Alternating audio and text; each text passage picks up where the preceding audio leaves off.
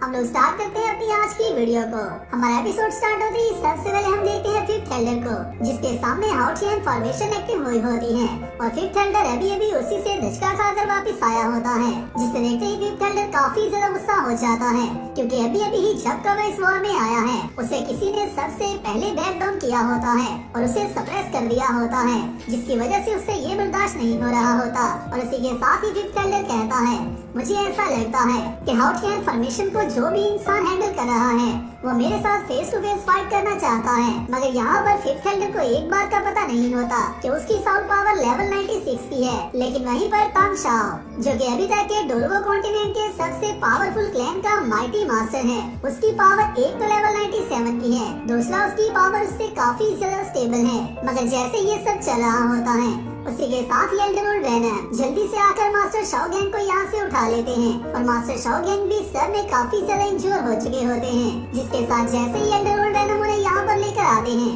उसी के साथ ही मिस ऑरलॉन्ग मास्टर फ्लेंडर भी यहाँ पर आ जाते हैं, जिसके साथ ही elder venom master Shao Gang की बॉडी में साउंड पावर ट्रांसफर करना स्टार्ट कर देते हैं। और इसी के साथ ही वापस हम देखते हैं फिफ्थ एल्डर को, जो कि दोबारा से अपनी पावर का यूज करने लगता है और उसी के साथ ही अपनी पावर को चार्ज अप कर हाउटियन फॉर्मेशन पर अटैक करने लगता है। मगर उसी के साथ जैसे ही थर्ड एल्डर ये सब देखता है तो उसी के साथ ही वो कहता है, ये हाउटियन फॉर्मेशन है, वहाँ पर मत जाओ। और थर्ड एल्डर को इस बात का पता होता है कि ये कोई ऐसी फॉर्मेशन नहीं जिसका कि कोई भी सामना कर सकता हो, मगर फिफ्थ एल्डर उसकी कोई भी बात नहीं सुनता और इसी के साथ ही अपने अटैक को चार्ज अप करने लगता है और इसी के साथ ही कहता है, अगर ऐसी बात है तो फिर मैं तुम सब के साथ हेड ऑन फाइट ही करूंगा। जिसके साथ ही फिफ्थ एल्डर सीधा हाउटियन फॉर्मेशन पर अटैक कर देता है, मगर इसके अटैक करने के बाद मुझे ऐसा नहीं लगता कि यहाँ पर हाउटियन फॉर्मेशन को इस सब से कोई भी असर हुआ होगा। जिसके साथ ही हम वापस आते हैं तांग हाओ के व्यू पर, जो कि यहाँ पर अपनी गॉड फॉर्म में मौजूद होता है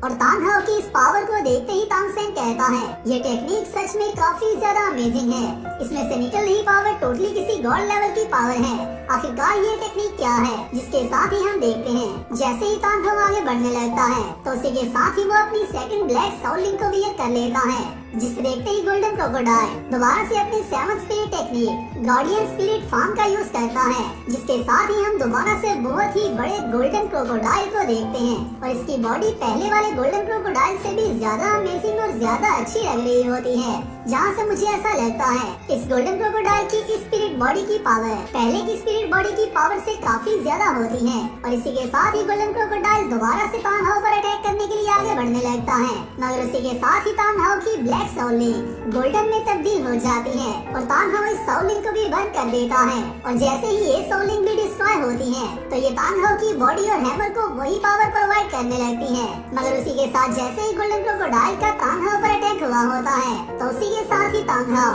इस टेक्निक को बहुत ही इजीली डिस्ट्रॉय कर देता है, जिसके साथ गोल्डन क्रोकोडाइल अभी के लिए इतना तो इंजर हो चुका होता है कि वो तांग हाओ से पहले ही डर चुका होता है। मगर उसी के साथ ही पहले तो गोल्डन क्रोकोडाइल तांग हाओ पर अटैक करता आ रहा था, मगर अब के लिए बारी आती है तांग हाओ की और इसी के साथ ही तांग हाओ ऑफेंसिव फॉर्म में आ जाता है और गोल्डन क्रोकोडाइल पर अटैक्स करना स्टार्ट कर देता है, जिन सब से गोल्डन क्रोकोडाइल बहुत ही ज्यादा मुश्किल से बचता है। और यहाँ पर वो चाहे अपनी कौन सी टेक्निक को भी यूज क्यों न कर ले, वो तांग हाओ को सप्रेस करना तो दूर इवन कि उसे होल्ड भी नहीं कर पा रहा होता। और यहाँ पर हम लोग क्लियरली देख सकते हैं जैसे ही तांग हाओ अपने एक एक अटैक के साथ आगे बढ़ रहा होता है उसी के साथ ही साथ गोल्डन क्रोकोडाइल को वो सप्रेस करता जा रहा होता है और गोल्डन क्रोकोडाइल बैक होता जा रहा होता है। और अभी के लिए गोल्डन क्रोकोडाइल अटैक फॉर्म से डिफेंस फॉर्म में आ चुका होता है, मगर उसकी डिफेंस फॉर्म भी इस गॉड लेवल हैमर का सामना नहीं कर पा रही होती, जिसके साथ जैसे ही दोबारा से गोल्डन क्रोकोडाइल अपनी साउथ स्पिरिट बॉडी का यूज करता है उसी के साथ ही तांग हाओ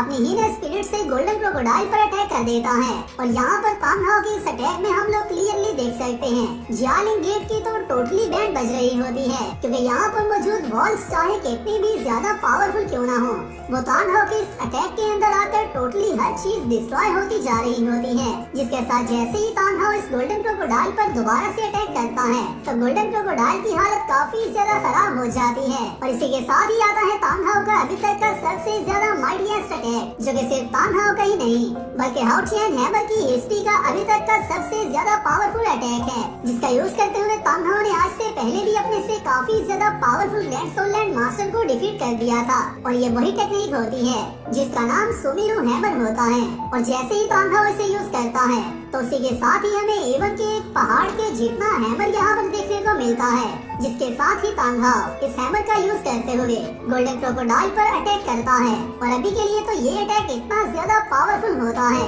कि इवन सिर्फ तांघाओ के हैमर की बॉडी ही अगर हम देखें तो वो किसी माउंटेन से कम नहीं लग रही होती। तो यहाँ पर गोल्डन क्रोकोडाइल की क्या हालत हो चुकी होगी, आप सब लोग इस बॉडी को देखकर इससे अंदाजा लगा सकते हो। और यहाँ पर एक पिक्चर के व्यू में आप लोग क्लियरली ये भी देख सकते हो कि पूरे जालिंग गेट में हाउटियन हैमर की बॉडी सबसे ज्यादा जाइंट और माइटी लग रही होती है, जिसके साथ जैसे ही गोल्डन क्रोकोडाइल डिफीट हो जाता है तो उसी के साथ ही कहता है सुमिरू हैमर। आखिरकार ये कौन सी स्पिरिट टेक्निक है और ये इतनी ज्यादा पावरफुल और इतनी ज्यादा स्ट्रॉन्ग कैसे हो सकती है? मैंने आज से पहले इस टेक्निक को नहीं देखा। और यहाँ पर जबकि गोल्डन क्रोकोडाइल की ट्यूनिंग हो चुकी होती है तो उसके बाद नेक्स्ट एपिसोड में डेफिनेटली तांघाओ यहाँ से तांगसेन को वापस लेकर जाने वाला है। और यहाँ पर मैं आप सबको बताता चलूं, जैसा कि हम सब ने नावल में भी पढ़ा था, तांघाओ गोल्डन क्रोकोडाइल को डिफीट करने के बाद उससे ये कहता है कि तुम मेरा मुकाबला करने के काबिल नहीं हो, इसलिए तुम जाकर कियान डोरियो को बाहर बुलाओ और मैं उसके साथ फाइट करने वाला हूँ। तो यहाँ से अगर हम लोग इस एपिसोड के व्यू में देखें तो अभी तक तांघाओ ने गोल्डन क्रोकोडाइल को डिफीट करने के लिए